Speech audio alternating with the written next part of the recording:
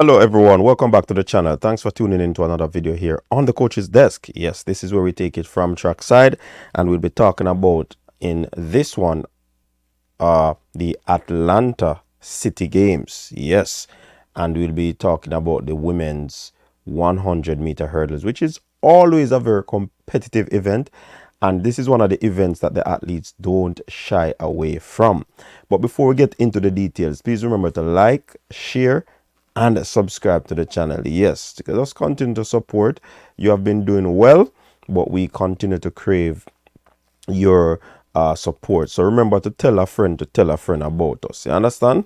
So yes, let's get into the details. So in a recent video, I spoke about Oblique Civil and what he'll be doing against a top quality field. Now we have three Jamaicans who are lined up in this women's 100-meter hurdles. Yes, very quality field. We have Ackera Nugent, we have Yannick Thompson, and Demisha Roswell. Three outstanding youngsters, and if you really put it into perspective, they can be world beaters based off the times that they would have run over the past few seasons. Yannick Thompson is pretty much coming back from some sort of injury, but I think that is being managed nicely, and she's getting back, she's rounding down. So when you talk about the top athletes at the Jamaica trials, you can't leave out a Yannick Thompson. You can't leave out a Demisha Roswell. Neither can you leave out an Ackera Nugent. And that's one of the athletes with a very bright future in Ackera Nugent. So they will tackle. Yes, they will tackle Tobi Amusan, the world record holder. Yes, and this is a said Tobi Amusan who ran at the Jamaican Athletics Invitational and clocked a world lead time of 12.40. Yes, Tobi Amusan. Listen, Tobi is nicely coming into form as well.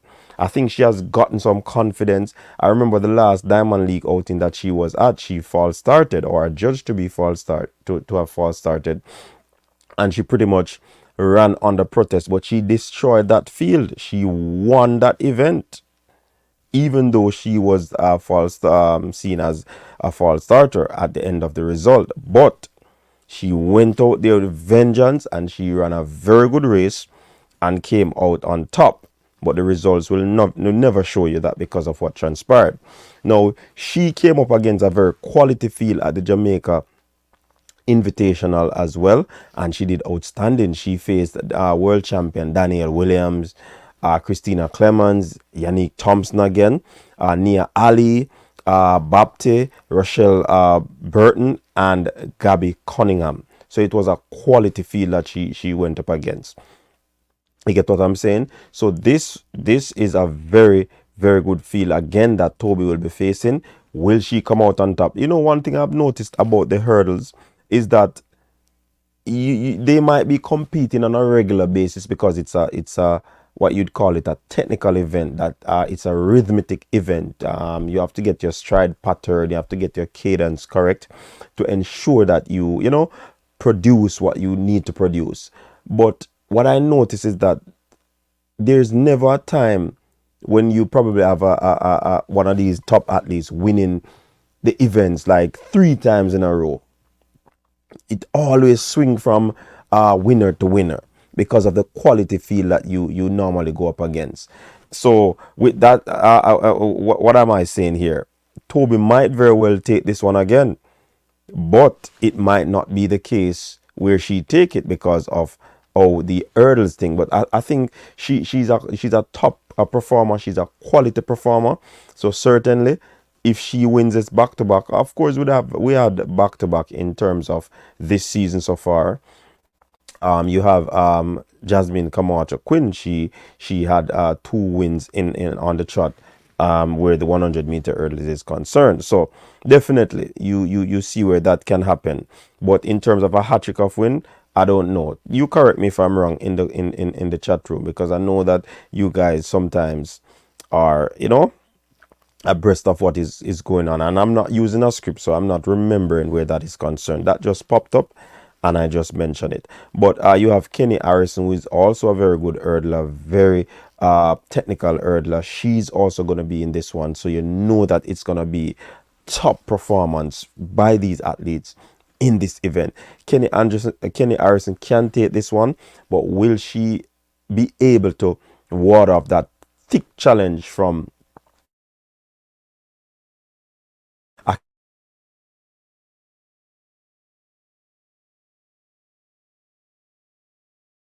Ackera Nugent? Sense reason why she's going to this meet. So definitely, I'm looking forward for a very good run from Ackera. She has started out her season pretty decent.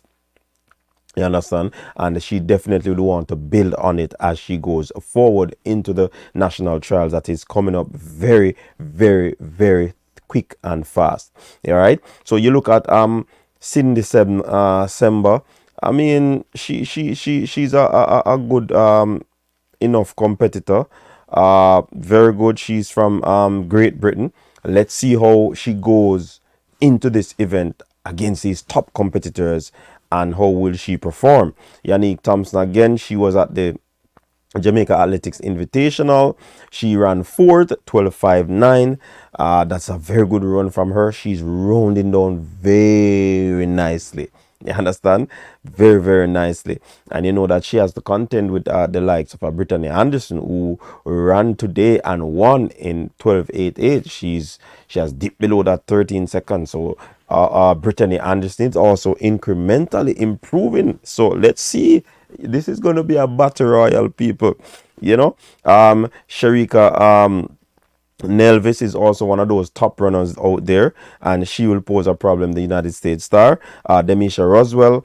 I mean, she has had a very good season last year. I don't know how this season started for her. She has been putting in the work nonetheless. So let's see how she goes out there and execute in this one.